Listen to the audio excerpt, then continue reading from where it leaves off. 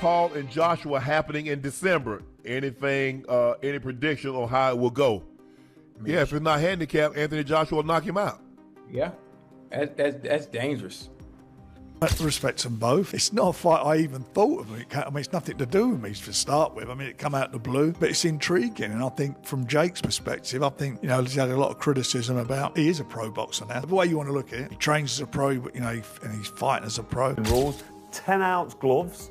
So they're the little ones that I knock people out with. And when AJ's got them on, trust me, you can feel them knuckles through the gloves. Big heavyweight with the same size gloves as what I had on. So it's not 14 or 16 ounces what you spar in. Jake Paul goes live on air calling out Anthony Joshua, and picture the atmosphere erupting. It feels like one of those headline moments that will echo across highlight reels for years. Jake Paul has been cutting his own wild route, shifting from loud YouTuber to primetime boxing draw. The idea of him stepping in against Anthony Joshua already shakes the sport. Fans argue whether this is genius matchmaking or pure spectacle. Fight negotiations, Netflix whispers, ticket hype. All of it builds the pressure that makes a showdown like this look explosive. Now bring in Shannon. He stands as a Hall of Famer, a voice heavyweight enough to shift any sports desk. He didn't climb here by luck. He holds firm takes, and he fires them confidently. So when a figure like him senses disrespect toward boxing heritage, he doesn't stay quiet. He goes full volume. That becomes the emotional engine powering this entire situation. Didn't he win the gold medal for the super heavyweights in the Olympics?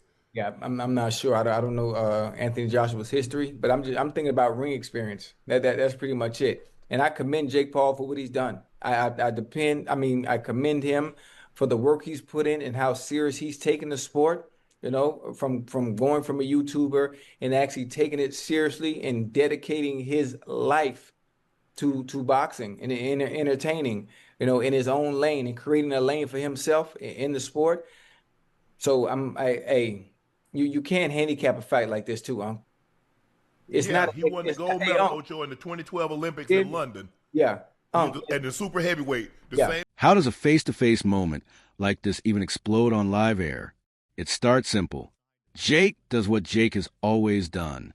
He talks loud, sells bigger, stirs up timelines like gasoline hitting a flame. Sometimes he crosses a boundary with intention, sometimes by accident. He calls out icons, flexes his resume, positions himself as the hottest name in the sport today. Fans call it earned confidence. Traditionalists call it disrespect. Then Shannon rises and the energy freezes. His reaction wasn't random noise. It had layers. The first, protect the craft. Boxing isn't just content. It's sweat, heritage, danger. Fighters like Anthony Joshua spent years bleeding for a legacy.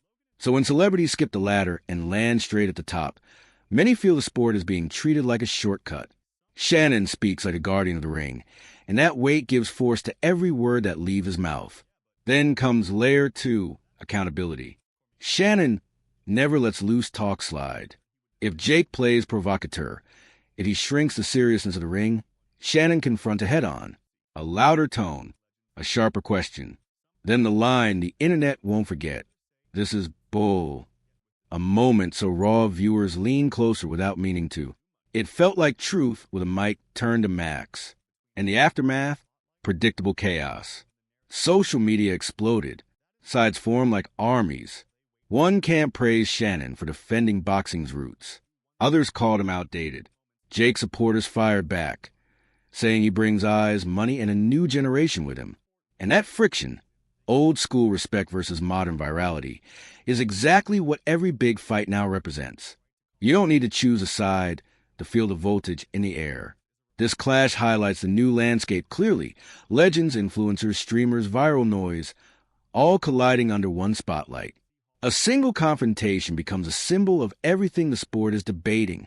Did boxing gain relevance or lose purity? Fans will argue until the bell decides. Because in the end, moments like these fuel conversation. They move the sport forward in 2025. Whether Shannon was right to challenge him or Jake was right to keep the show alive, one thing is undeniable. Boxing is loud, chaotic, emotional, and when hype meets history, sparks don't just fly, they detonate. Rumors circled the fight for days before it was real. Nobody believed Jake Paul was stepping against a two-time heavyweight world champion until Miami, December 19th, became official. Logan Paul, meanwhile, crossed paths with Hall of Famer Daniel Cormier while filming in the same building. Seeing the perfect moment, Logan pressed DC about Jake versus Joshua. When Cormier realized the Netflix twist was true, his face cycled through disbelief, shock, humor. Logan confirmed the rumors himself. DC replied with caution, saying AJ must have rules in place. He warned fans, especially MMA circles, to stop pretending Jake isn't a real boxer. 5 years of pure ring training, top-tier coaching, hard sparring. Cormier says Jake can really fight. Logan pushed further. What about Joshua? DC laughed. The room followed. Because despite Joshua's knockout loss to Du Bois in late 2024, the 36-year-old insists he's returning with fire. Schedule signed, set. Joshua announced he'll break the internet and take Jake out without hesitation. No mercy, no pause. He called it a massive chance when he plans to use to shatter records. He warned the world, this comeback will be violent. Anyone could get this work. AJ vowed.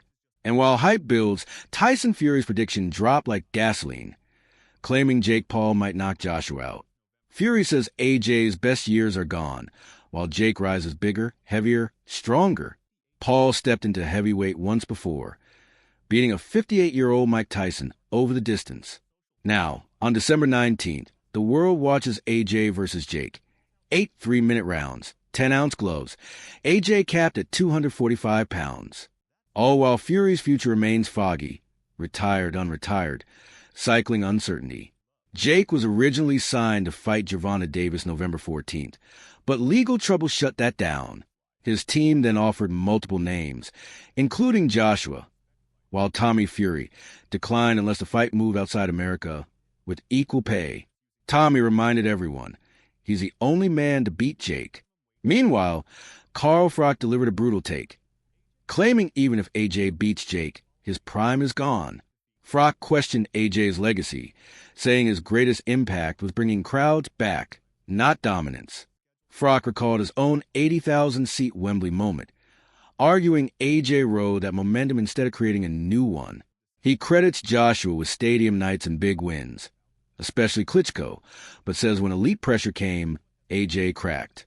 Ruiz beat him badly, Usyk beat him twice. Du Bois floored him, and Froch says that was a real end. To Froch, this is profit season, not legacy season. A circus world where paychecks shine brighter than belts. Both men earn millions, but Froch questions of history will remember Joshua as a great or a gate. We've got to consider, is AJ cashing out? Well, I did say a year ago when he got splattered by Daniel Dubois that he's finished now. He won't get that confidence back. He's not had any confidence, in his head. No belief for a long time. And I don't think he can get back to world level. There's a couple of new young guns now coming up and coming through. It's like a changing of the guard.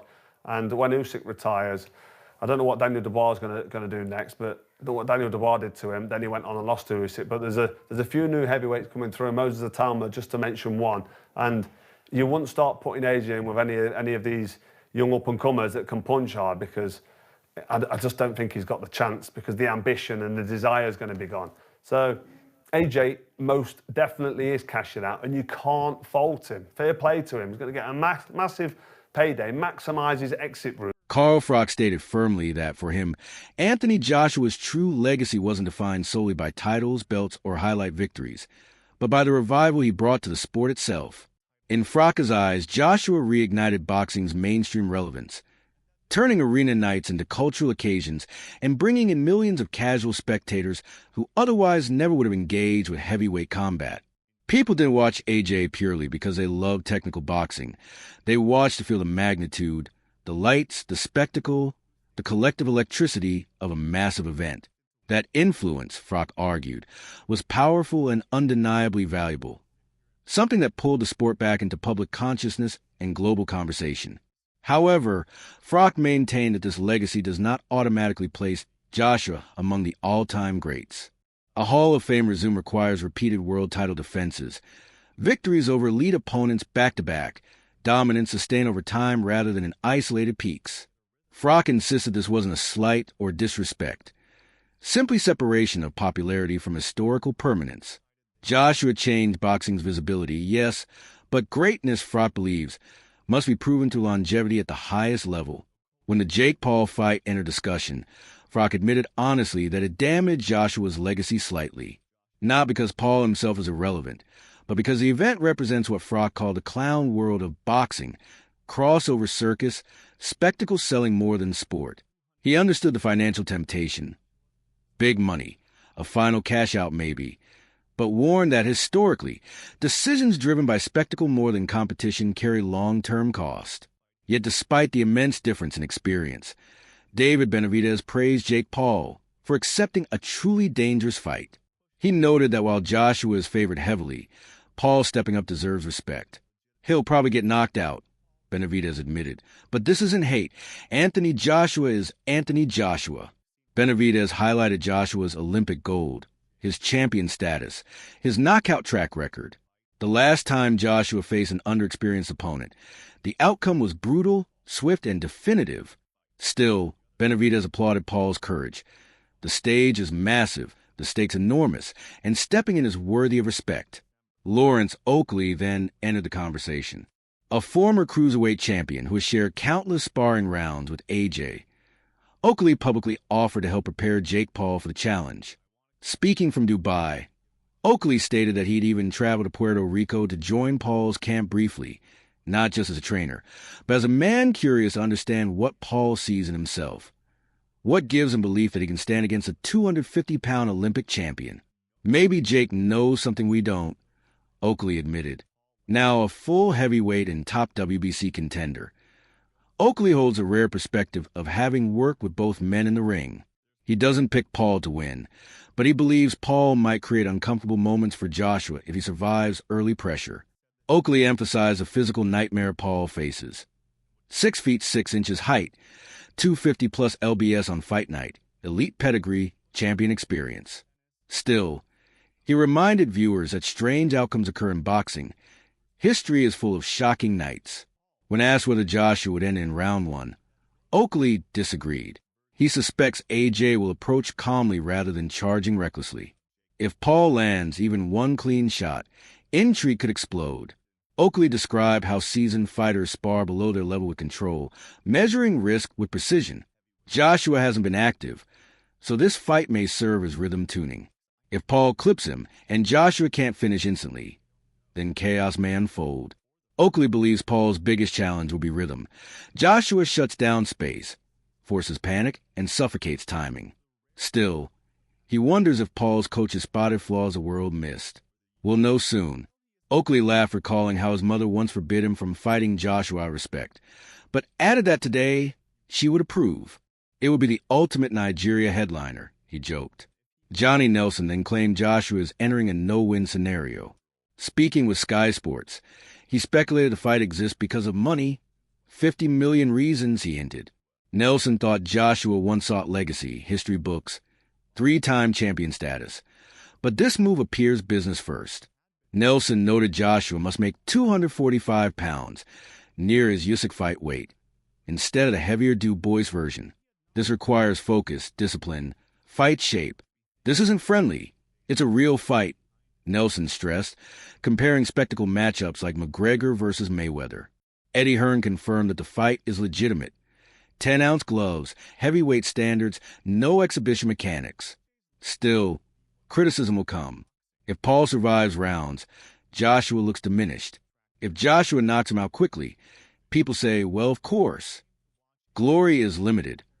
Only Jake Paul critics will celebrate. Nelson argued that while sports like football or tennis can be played casually, boxing cannot.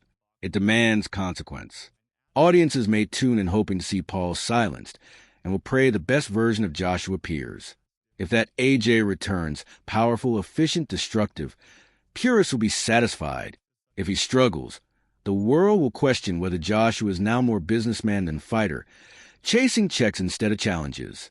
Joshua has not fought since the shocking knockout defeat against Daniel Du Bois last September in their IBF heavyweight title clash, an ending so brutal that many wonder whether Joshua could ever fully recover from it. Johnny Nelson questioned openly whether Joshua's peak might already be behind him, whether the man who once ruled a division with gold, power, and global presence is fading into a more cautious chapter of his career. Nelson stated that the biggest fight for Joshua outside Jake Paul will be Tyson Fury. Yet ironically, Paul is generating more noise, more publicity, and perhaps more money than any current world title challenger. This, Nelson claimed, is evidence of boxing's shifting landscape. Spectacle increasingly sells, and Paul versus Joshua is proof of that evolution. Nelson added that after a knockout loss, most fighters return quickly, eager to redeem themselves, to prove the fall was temporary. But Joshua has been quiet, reflective even. Perhaps, Nelson suggested, Joshua privately knows his prime may have passed, and while he will never say so publicly, he must now maximize the window that remains. By taking the Paul fight, Joshua understands he will face criticism from traditional fans, but he will also earn generational wealth. Nelson argued that no honest fighter would reject such an opportunity. Knock Paul out, move forward, reset the career narrative. Simple, brutal, profitable. At the same time, promoter Frank Warren issued his own stark warning, claiming the fight has car crash energy written all over it. Warren told ESPN that Paul is an enormous underdog, and most assume the outcome before the first bell rings. Yet they will still watch. Curiosity sells. Drama sells. And nothing draws eyes like chaos waiting to happen. Warren noted that Joshua appears to have chosen a safe financial route rather than legacy warfare, saying he'd rather see AJ challenge the rising force Moses Atama. But even Warren admitted the spectacle will be enormous, the viewership global, the conversation unavoidable. The truth is that this fight represents two worlds colliding, one forged by Olympic medals and heavyweight belts, the other forged by YouTube cameras, viral callouts, and disruption. Jake Paul steps into that collision with audacity most fighters could never manufacture. He is inexperienced, yes, but fearless. He lacks pedigree, yes, but not belief. And belief, sometimes, is the most dangerous element in boxing. Meanwhile, Anthony Joshua enters with everything to lose: reputation, legacy, respect. A win is expected, a loss unthinkable, a competitive fight damaging. It is a risk wrapped in reward, spectacle wrapped in danger. Two men, two eras, two definitions of boxing, and only one ring.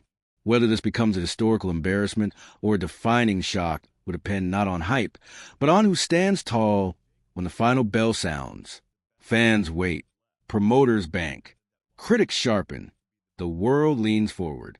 Because if Jake Paul lands impossible, it won't just shake Anthony Joshua.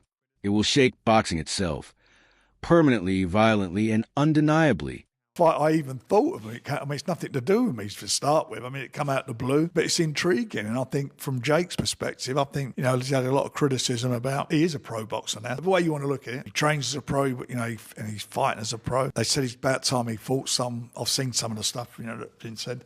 When's he going to fight someone? Well, he's gone from one extreme to the other. That's what he's doing. So if that fight happens, you've got to take your hat off to him. He got called out by Andre Ward, AJ.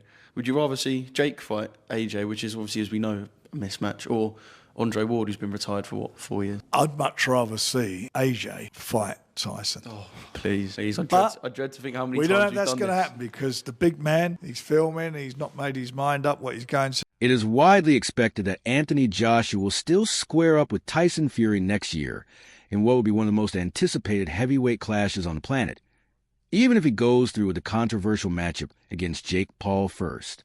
Eddie Hearn, Joshua's promoter, said last week that negotiations are advancing with Turki Al-Sheikh, chairman of Saudi Arabia's General Entertainment Authority, positioned to help facilitate an agreement between all parties involved.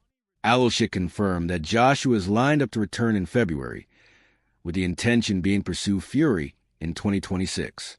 Hearn added their side of the deal is nearly done, though Frank Warren stressed that Fury will ultimately control the final decision. Warren stated, Tyson will decide if he wants to fight. It all comes down to what he wants and how big the offer is. Talks are ongoing, but the choice rests with Tyson. If the money is right, he'll do it. Meanwhile, Ariel Helwani has shared a perspective on the situation. Helwani pushed back against the idea that a bout with Jake Paul would damage Joshua's legacy, noting that even icons like Muhammad Ali and George Foreman took part in unorthodox, spectacle-style fights during their careers. At its core, he argued boxing remains prize fighting, However, Helwani raised serious concern for Jake Paul's physical safety, pointing toward Francis Ngannou, a fighter who had never been dropped or stopped, yet was rendered motionless for what felt like a lifetime when Joshua knocked him out. The real discussion around Jake Paul versus Anthony Joshua is safety, Helwani warned. It isn't an exaggeration to say people die in boxing. It is Jake Paul stepping into unnecessary danger. He added that the memory of Ngannou lying unconscious is something he will never forget. Terrifying and sobering. Jake Paul, however, remains bold and absolute in his belief. Despite ridicule from fans, analysts, and world-level fighters, Paul insists he will not only win, but knock Joshua out. The matchup has split the boxing world, given Joshua's credentials, experience, and size advantage. Jake Joseph Paul, will knock out, defeat, and embarrass Anthony Joshua. Friday, December 19th, live on Netflix. He announced on YouTube, vowing publicly with confidence that many consider delusional. Joshua, who hasn't fought since his brutal defeat to Daniel Dubois in 2024, views this clash as a tune-up ahead of February return, though many question whether the risk outweighs the purpose. Rising heavyweight Moses Atama is among those voicing concern. He questioned why Paul accepted the fight at all, suggesting poor advice behind his decision. Jake Paul needs to fire his advisors, Atama said. Yes, there's money involved, but it's absurd. Jake isn't bad for boxing. He's helped the sport, especially women's boxing, but this matchup is wild. Still, Jake Paul stands firm, insisting this is his moment of reckoning. This is an AI simulation. This is Judgment Day. Paul declared, a real heavyweight fight against an elite former world champion. When I beat Anthony Joshua, every doubt dies and nobody can deny me a title shot. Jake ended with a final message to critics and doubters everywhere. To all my haters, this is what you wanted. And with that, the story continues to build. The hype grows. The countdown begins. That's all for today's coverage. Stay tuned, and we'll catch you in the next one.